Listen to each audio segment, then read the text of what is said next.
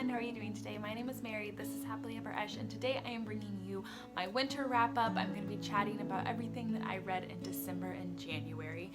I don't know what has been with me, but I just have been having a hard time really getting sucked in and focusing on my reading.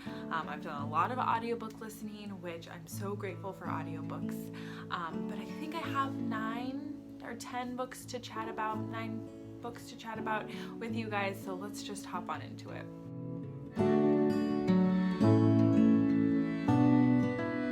So to finish up 2020, I started with Beartown by Frederick Bachman. Frederick Bachman is a much beloved contemporary author. His work is translated. My ignorance is definitely showing, but I believe it's somewhere a Scandinavian country that this book is set, and we're in a small, wintry, cold forest town, and this story centers around that town and this hockey team that this whole town puts all of their hopes and dreams into, and there is finally a glimmer of hope. The team is finally making strides.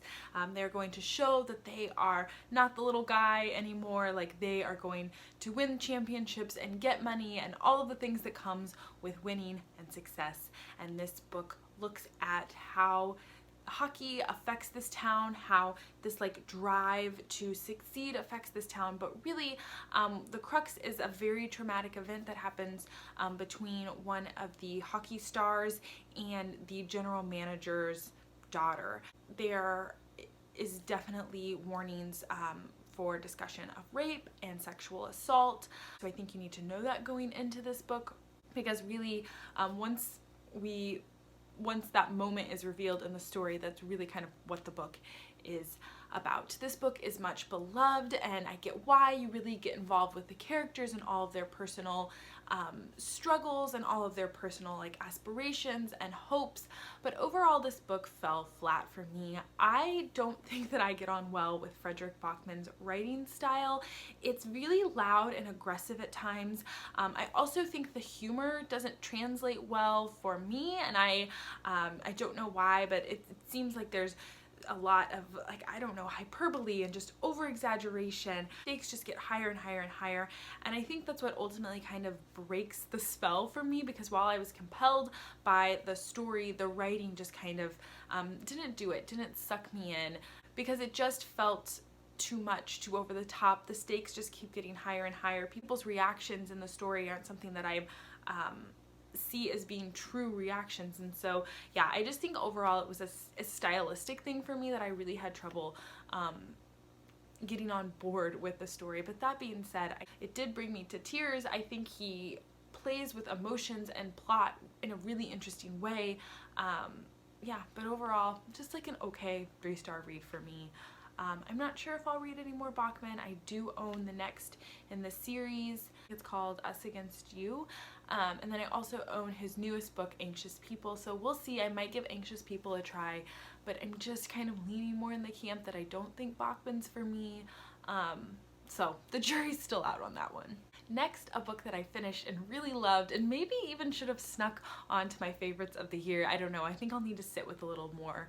And that's The Searcher by Tana French. I am kicking myself that I waited so long to read a Tana French book because of how much I love this one. I did listen to it on audio, which is such a phenomenal and atmospheric experience.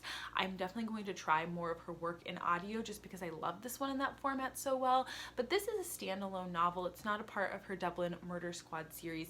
And we are following a retired Chicago cop who has decided to leave it all and move to a tiny, dilapidated house in the middle of Ireland that he is going to fix up and live the rest of his days in solitude and quiet.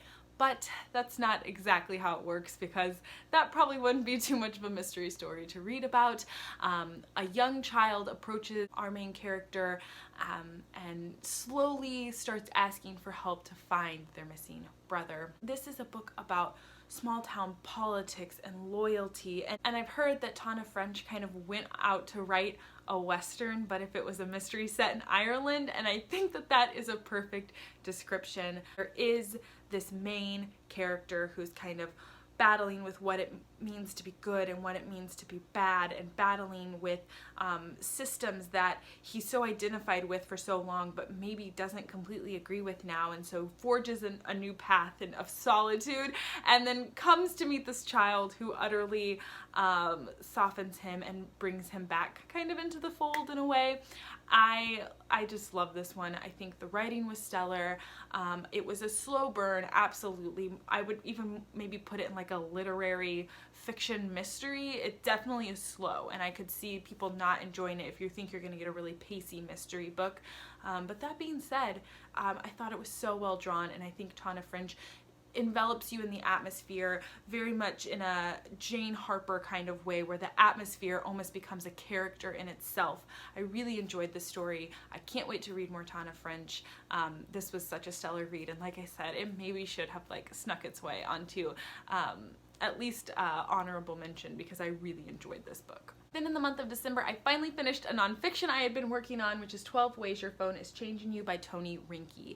This is very much what it says on the 10. This looks at how our relationships with technology, in particular these cell phones that we're able to carry around in our pockets, affect our brains and affect our lives. But Toni Rinke is definitely looking at this from a Christian perspective, and how Christians can use technology for the benefit and the glory of God. I definitely like that he doesn't just say like throw it all away, technology is trash and it's ruining you, but he sees a very balanced role for technology in our lives, and how as people, and in particular as Christians, we can be the masters of technology instead of letting it be the masters of us.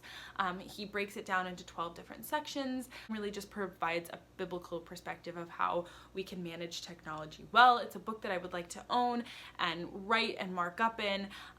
This definitely isn't like a how to break up with your phone, how to like manage your phone better. It's more like philosophical than that, and kind of puts the tools in your lap to help you develop a better relationship with technology, and kind of some philosophy on why maybe that should be a goal. So I really enjoyed this one, a really solid read, and like I said, a book that I'd like to own and mark up. There's a lot of wisdom in this, and I think that it could benefit anyone maybe looking to kind of understand their relationship with technology better, but especially for Christians, that's definitely the audience he's writing to in this book. Then I finished a short little nonfiction that I was just so excited about. I had to go buy a physical copy pretty much as soon as it was released, and that's She Come By It Natural, Dolly Parton and the Women Who Lived Her Songs by Sarah Smarsh. Sarah Smarsh wrote a very popular memoir called Heartland, and she writes about being a rural and poor American in Kansas, and so she's writing right about the Midwest, which is a place that I've grown up and lived my entire life, and which I find a lot of love for. So I think I was just kind of a perfect audience for a book like this, and I'm definitely interested in picking up her memoir. But this book again kind of tells you what it does. This book looks at Dolly Parton and kind of uses her life and her songs to make a case for how Dolly Parton lives what we like to call feminism, and how often the principles of feminism are more often put into play into poor and working class women's lives just because of the situations they're in, and kind of just like this finding common ground, even though we might not all use the same terminology, but just to like lift women up and to see women doing hard things just through their life circumstances. I loved the look at Dolly. I loved the look at how her music tells the story of the working class and working poor woman. I loved just all of the references to the Midwest, just so much in this that I really enjoyed. I didn't agree with all of the conclusions that she came to, but nonetheless I appreciated her succinct writing. This was actually a 4-part series that she published with a magazine, or an online magazine, that's been bound up, and so she was also writing right in 2016 and the election, and so that was very much an influence in her writing. So it was really interesting to then read this in 2020 as we are kind of turning over a new chapter in our political executive system right now. So yeah, I found a lot of value from this. I listened to it on audiobook and I enjoyed the audiobook format. I might go back and someday read it again in this short little book, but yeah, I got a lot from this. I enjoyed the writing. I enjoyed some of the conclusions and the ponderings on Dolly Parton and her work and what it's meant for women, for all people really, but especially for women and poor women. So really enjoyed this one. Next is a short story collection. It was my Book of the Month Club pick for December, and that's The Office of Historical Corrections by Danielle Evans. I really enjoyed the writing style of this. I fell into Danielle Evans' prose so easily. It's almost like you're gliding through water as you're reading these stories. They are just so smooth and so easy to read, and I mean that in just the best possible way. You just feel like you're falling into them. Not too bare bones, but they're not overtly flowery. I just feel like she just kind of hits this perfectly readable, but also very deep writing style. I really enjoyed the way she presented these stories. I've been kind of thinking back and I'm like, what connects them all? And I really think it's this kind of overturning of the stone, like what's under the surface, what's really going on here, and she looks at that in regards to race, in regards to how other people perceive the characters, looking at how we're perceived and kind of when is public opinion valid and when is it not. I mean, holy moly, she does a lot in these stories, and I think they're almost deceptive in a way, because I think you can just read it and be entertained by the story she's telling, but if you really kind of mull on them, I think you can get a lot more. My favorite story for sure was probably the last one, which is the novella, and it's The Office of Historical Corrections, the titular title. I read it right before the events that happened at the Capitol, the insurrection that happened at the Capitol, and it really just made that story feel so much more real. I probably couldn't have read this story at a more apt time in history, and so I definitely think real life meeting fiction playing together, yeah, it definitely like heightened the story for me, but still fabulous piece of work.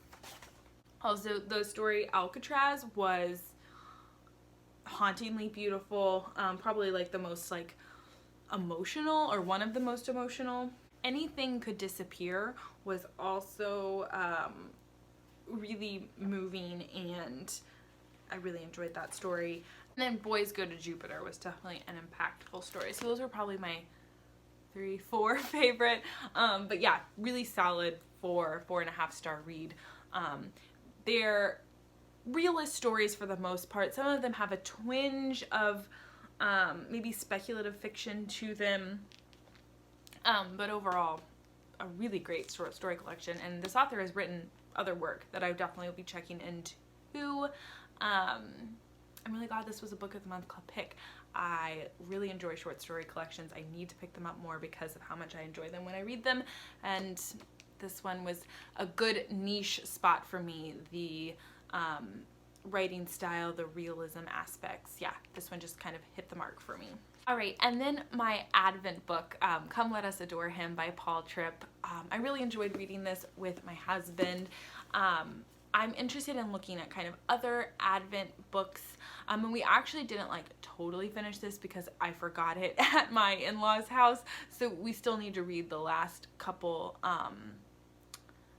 devotionals in that, but I still counted it because we pretty much read the whole thing for Christmas. But yeah, Advent book, it goes through different thoughts and meditations on the Christmas story and preparing your heart for Christmas, and yeah, Christian themes, Christian devotional book. I think Paul Tripp is super wise but really accessible and kind of like dad joke funny at times, so I really enjoyed all of that aspects. Also, this book is stunning to look at, and I don't think I have much else to say about that, but that it was a good tradition that I'd like to keep up, is reading devotional advents with my husband, and Judah, obviously, as he gets older. We read some with him, but you know, kind of over his head at this point.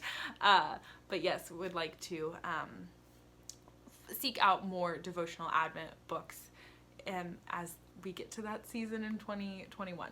All right, and then for what I finished in January. So the first book I finished was Winter House. This is by Ben Gutterson. It's illustrated by Chloe Bristol, and I loved the illustrations in this. This book is stunning on the outside, stunning on the inside. I listened to most of it on audiobook, but I definitely say if you can get it from your library just to peek at the illustrations, do, because it adds to the magical and the whimsy of the story. This is a middle grade trilogy. We follow our young main character who at the beginning of the story is being sent off to this hotel. She doesn't really want to go. She doesn't know what's in for her, but it ends up being a totally magical and mystical adventure. Really enjoyed the puzzle aspects. There's a lot of wordplay, and you use puzzles to kind of figure out the mystery, figure out what's going on. There's all these mysterious things happening at the hotel and happening with this couple that she meets on her way to Winter House. And so I really enjoyed that aspect of it. It was a lot of fun.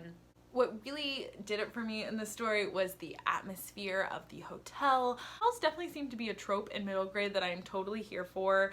I love this like boarding house hotel. You're in this place living with all of these people. Like, it's just such a fun trope, and it was fun in this book as well. I will say I would have liked if the characters were a little more fleshed out.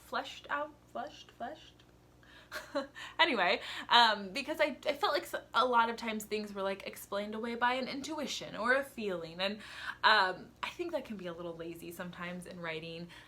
It's like, I don't want to think of a reason that this needs to further the plot, so I'm just going to say it, you know, they feel like it. And I think that's a little lazy writing sometimes, but overall a really fun middle grade read, and I gave it 3.5, 4 stars. I enjoyed it a lot and will definitely be continuing on. A perfect winter Christmassy book.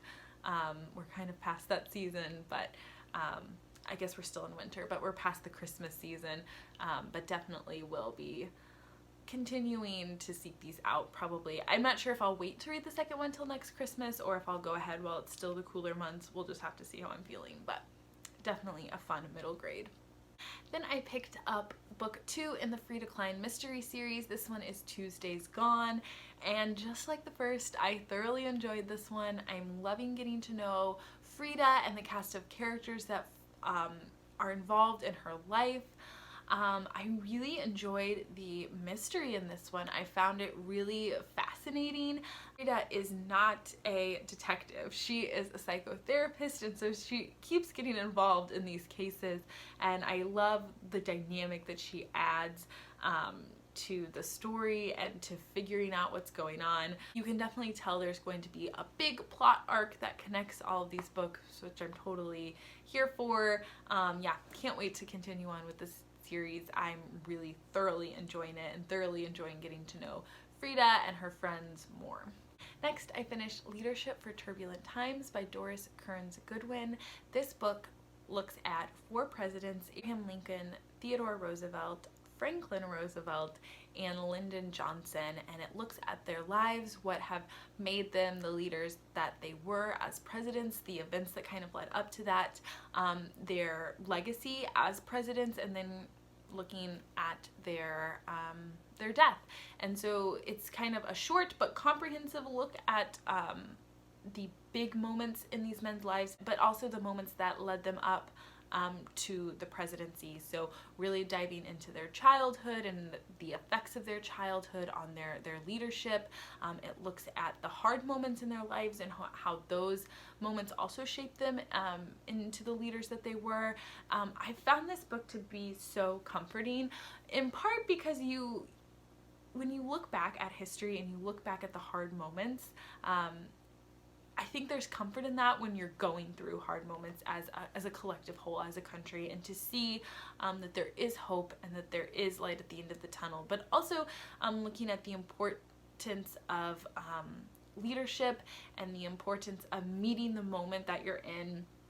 So yeah, a lot of hope but also a lot of like realization that how important leadership is and how integral it is to a thriving and healthy democracy. So I loved this book. I think Doris Kearns Goodwin brings history alive, but in such an accessible way. I zoomed through this. I ate it up like it was candy. I will be reading everything that Doris Kearns Goodwin has written because I think she is stellar, and just the way she writes and presents information is just utterly compelling, but she doesn't sacrifice sharing knowledge and sharing the information that needs to be shared, but I also feel like she doesn't overshare, which I appreciate. I think there's a balance in historical work, so I loved it. I think the next book I'm going to pick up is her memoir by her because I'm so interested in just her as a person. I loved this. I gave it 5 stars. Stellar book. Learning more about myself, that I do kind of enjoy like more biography style history books, and so this was really a short biography of 4, but a stellar book. Highly recommend. Really enjoyed it. And then last but certainly not least, I finished The Invisible Life of Addie LaRue by V.E. Schwab. This book sucked me in from the start. I was so invested and I was so enthralled in Addie and her life. What is this book about? This book, we follow Addie LaRue, who makes a deal with the god of the night, the devil, a demon, I don't know what you want to call him, but makes a deal that she will get to live for as long as she wants to, but she is anonymous. No one will remember her. She will get to live for herself and only for herself because she has no way of making connections. And the first half of this book I loved. I loved this historical back and forth. It is a dual timeline story. I loved just how the plot develops and how Addie gets entangled with another person. But I do think by the end, it just didn't wrap up the way that I wanted to. I'd say really like the last 100 pages, I was just wanting something different from the story, and I think that's just my own expectation. I feel like like I said, like the first half, 3/4 felt like it could be this like timeless, epic love story. And the end, it just kind of pulled me out of that, and overall that left me disappointed. I really at times enjoyed V.E. Schwab's writing, but then at other times I think it got to be a little flowery and repetitive. So yeah, I think the jury's still out on that one. But overall, this ended up being only like a 3-star read for me, so definitely not a disappointment. I'm glad I read it. It was thoroughly entertaining. But yeah, I would just say it didn't quite meet the mark that I wanted it to meet. And then I also know that this is marketed as an adult book, and there is definitely like adult themes in it for sure. I would not give this to a young person. But I also wonder if it's maybe that like new adult category. I don't know. Maybe it's some millennial fiction. Because there is this almost, it doesn't quite feel like a totally adult novel, but it definitely doesn't feel like YA. So I feel like it's in that like in-between place. So yeah, maybe that's called new adult. I don't know. But nonetheless, I'm glad that I read it. I'm glad that I'm like in the hype while it's hype, you know, so that's fun. But yeah, this cover, stunning. And it definitely gave me a lot to think about. What makes a purposeful life? Like what brings purpose? And then also there's like a lot of thoughts about art and ideas and making an impact even when you're not the one doing the making. So yeah, a lot of food for thought in this one. But overall, 3.5, okay, good, entertaining read. Yeah.